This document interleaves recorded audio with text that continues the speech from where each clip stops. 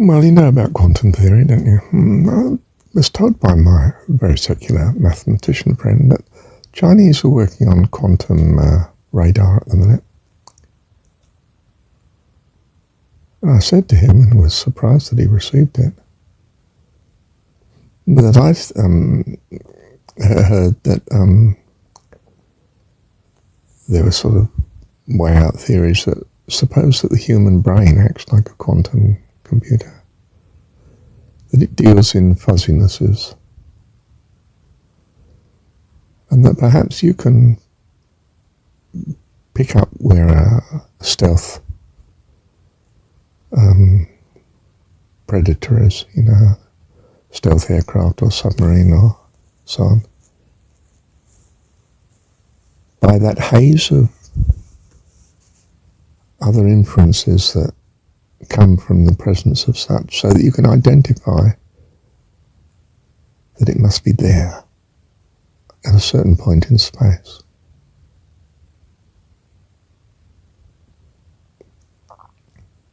Well, he basically thought, yeah, he's actually with me on this, as he so often is, to our mutual surprise. Because he gets very angry with me at times. It's very frustrating to have a lunatic next to you who comes to your maths and thoroughly appreciates it, which I do. Would you believe it? We've been studying relativity, and I've been saying, well, I gave up saying, but for weeks, that well, he's obviously just doing the maths now for the other guy who comes, who is a very secular, well, he believes he's secular, this other guy, engineer. But the past week, not yesterday, but the week before, our friend John didn't turn up, and we got to the final stage without me really realising it. Because I said, well, I would like you to go over what we did the previous week to that, which was the axioms of relativity theory. So he threw them up on the board. Well, they were already on the board. He was going to do that. Or was he, or did he write it? I can't remember how the lesson went now. But it was pretty spontaneous on his part. And he felt he'd gone through the grounding mathematical logic that led to it, and laid out the axioms on which it was built so that we could discuss them. And I really appreciated this because we finally got to a goal that drew me in the first place, and I thought he'd utterly abandoned, but I was trying to be faithful and stay in the distance, and well, I've attended far more. Well, I mean, my reliability in attendance was better than the teacher himself.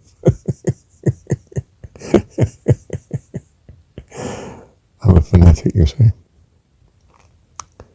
I learned to concentrate at university, and it served me unbelievably well. You know how women multitask. Well, I'm the most masculine of men in that regard. I can single task utterly. I just focus. But probably what drew me to the idea of meditation and so on, that I already had the groundwork for it. But anyway, stop glorifying myself as I see it. Coming back to it. Quantum theory. He said, yes, I think I'll put my mind to the maths behind that.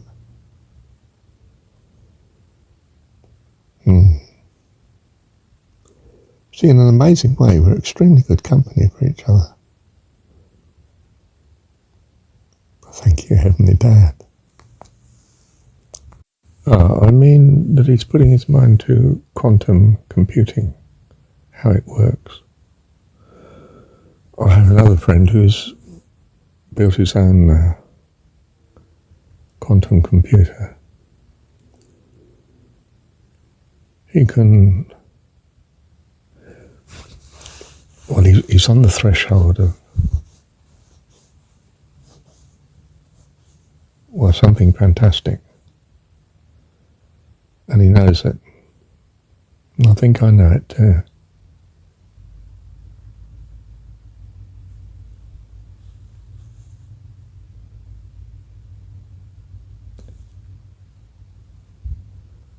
We're making progress, mankind, in understanding of the phenomenal world, an understanding that's bringing us actually to the understanding of why it's here, life, and how it's here, and what life is.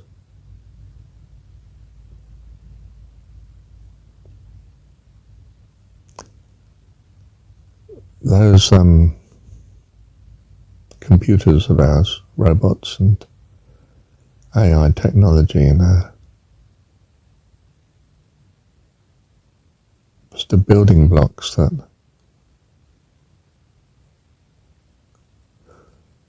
I was going to say constitutes life, or is the expression of life, or is even the body, the house of life in the phenomenal world. It's the phenomena that goes with it. Or even is it? Oh, I don't know.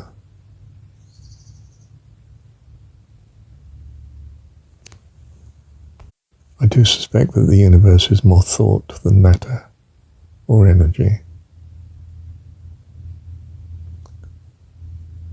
And that life is what existence is.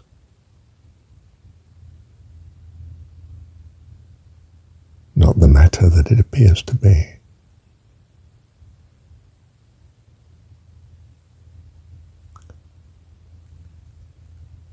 And I think such only by inference and by the presence and the acceptance or trust in such, the focus on such that I infer what God is and where He is.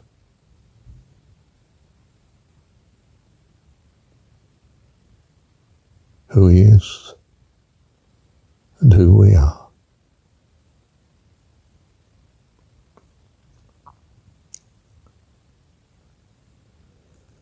And it's like the theory of relativity.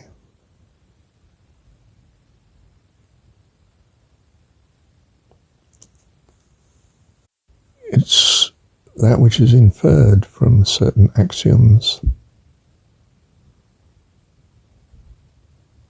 which bear upon us as,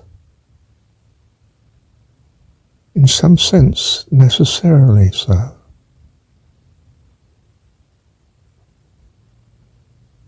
Or in some sense undeniably valid.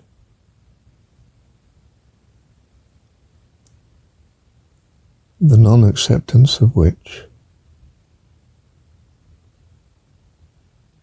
presents as an absurdity.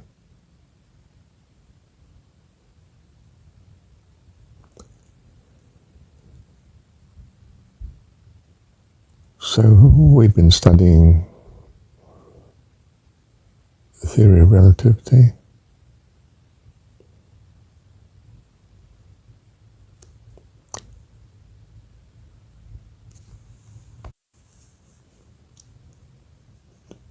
Associated with the name of Einstein now, of course.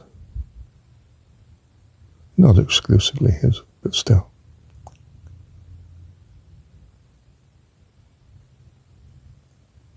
And he couldn't accept quantum theory. Well, at least in its final form. Especially the random element of things. But in some sense, we got to the limits of theory of relativity. And quantum theory seems to take us beyond those limits and is material now in some of our technology. It behaves and acts as quantum theory suggests it should.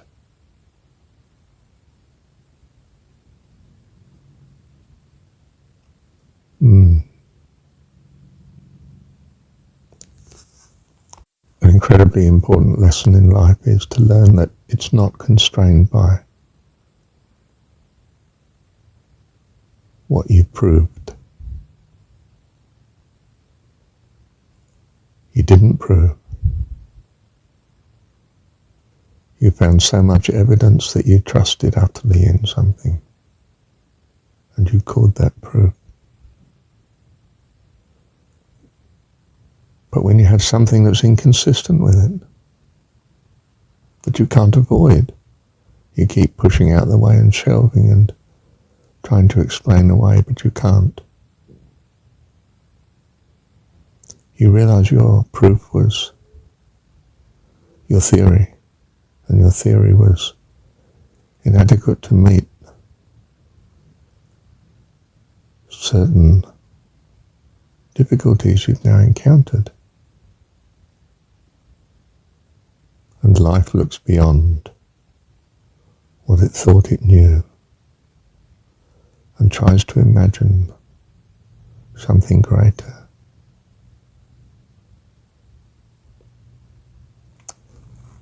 This is Steiner in character.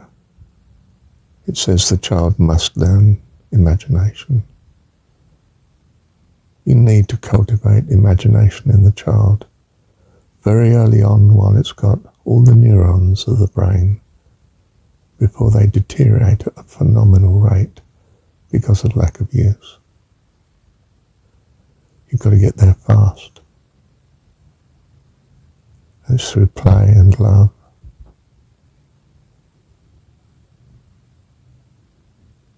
And understanding.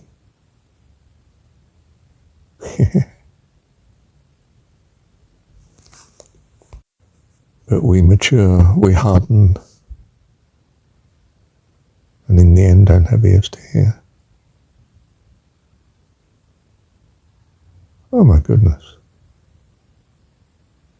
How loud do I have to shout for you to hear? Painfully loud. My maths friend gets very angry with me. He's a very angry man. Poor chap.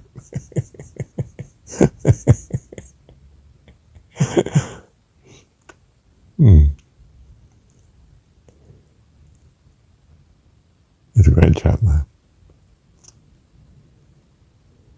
Thank you, Heavenly Dad. Okay, a bit of an exercise here.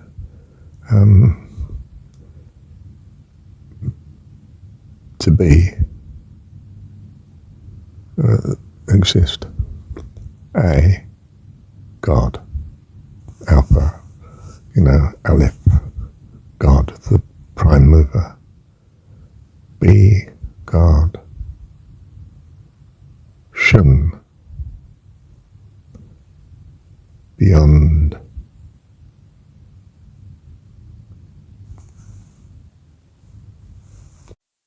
To shunt, shun, shunting. You could break down shun if you want, but to be a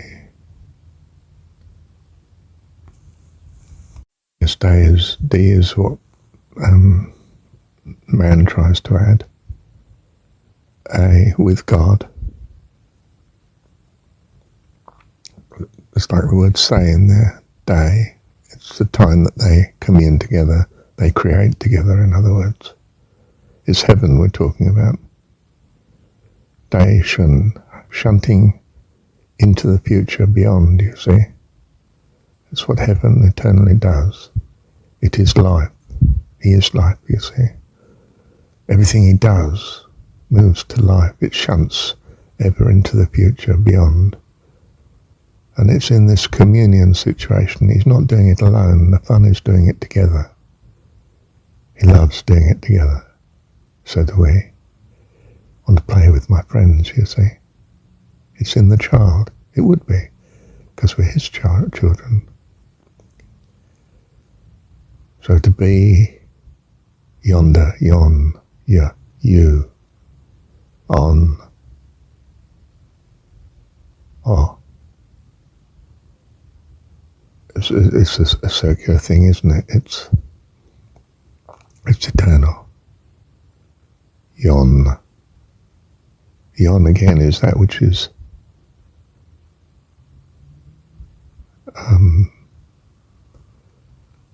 ahead, yon. See yon over there, yon.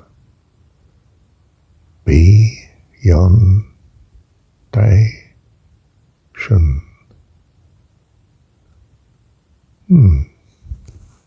Something of that. And you can improve on it.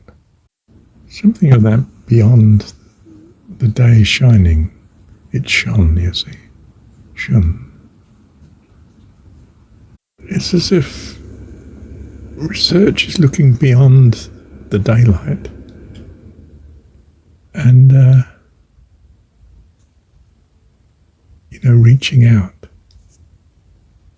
We get inference from reasoning. And instead of using axioms strictly, we use them in a sort of fuzzy way, much more flexibly. Find what such infers, test it empirically. Does it match with the consequences that the theory would then suggest? And then either ourselves or leave it to someone else to formulate a more exact line of reasoning that also validates what we found to be the case. But we're out on a limb beyond the daylight.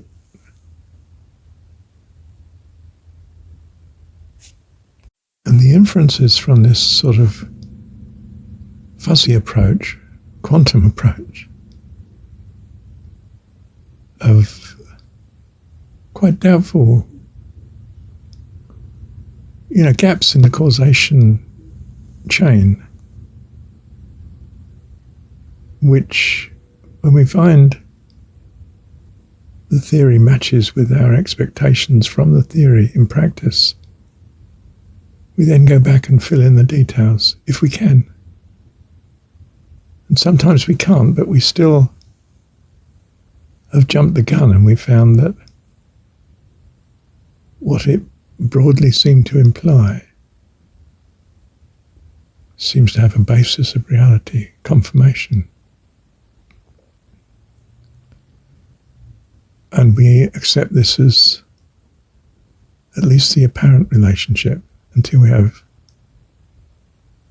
a better view, by which I mean a theory that explains some of the gaps still between observation and theory. You see, we're in the realm of uncertainty.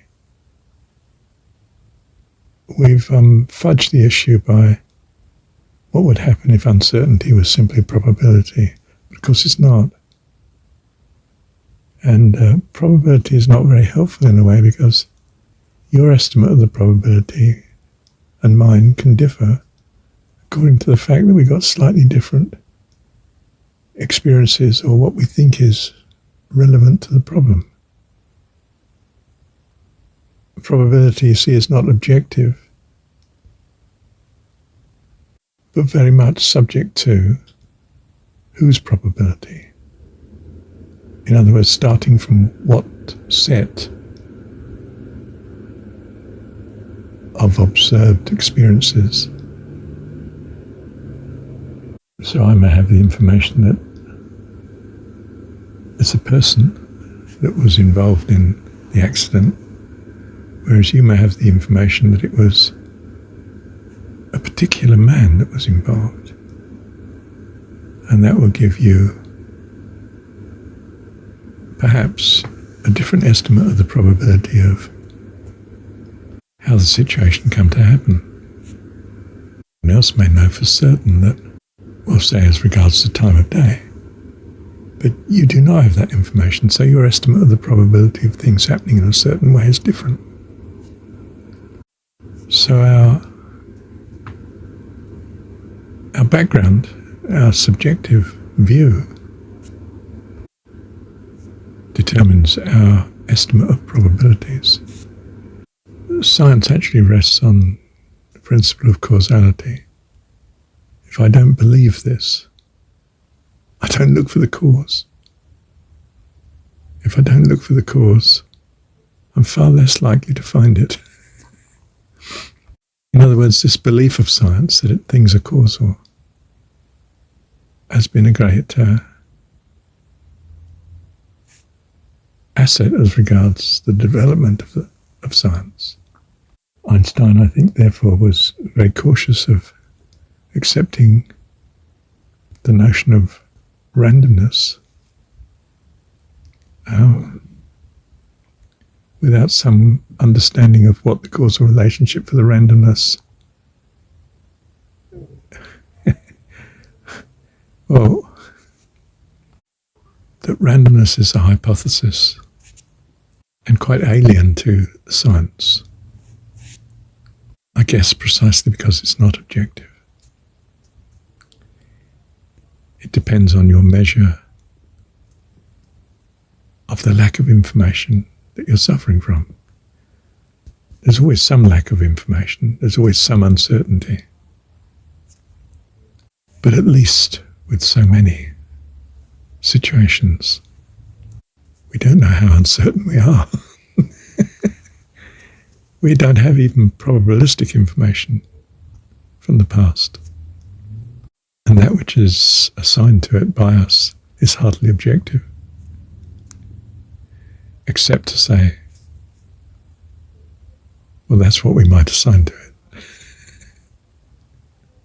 given our fuzzy feeling of what relationships might be relevant from our past experience.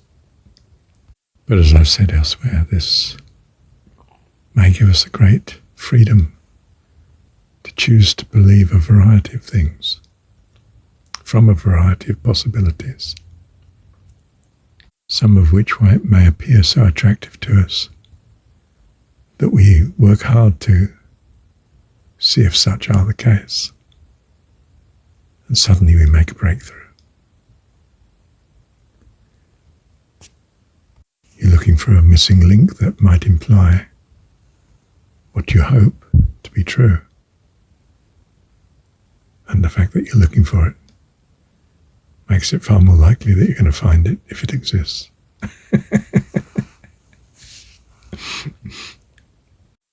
So freedom is a strange thing, that it rests on an ignorance of the certainty of things. That's almost a paradox in my mind, but it does seem to be true. Thank you, Heavenly Dad.